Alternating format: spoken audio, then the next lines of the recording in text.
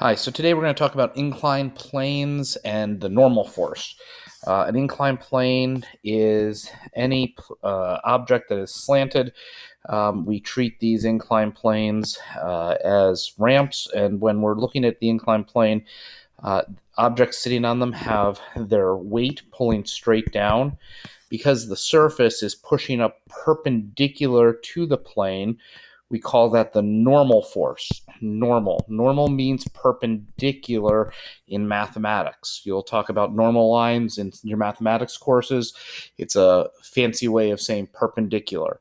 And so the normal force is going to push up out of the surface, and the unbalanced force between the normal and the weight means that there is some leftover force that is going to come down the incline, and we call this the parallel force.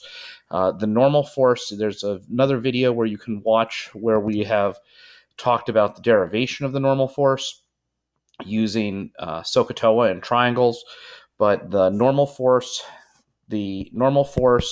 squared plus the parallel force squared is equal to the weight squared. It's the Pythagorean theorem. The normal force and the parallel force are the components of the weight. The weight is down, the normal force is out of the plane, the parallel force is what's left over, and it comes down the plane.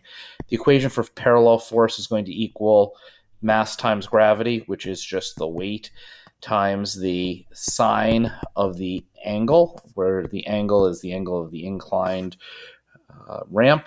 And then we have the parallel force, which is the normal force, which is going to equal, in this case, mg cosine theta.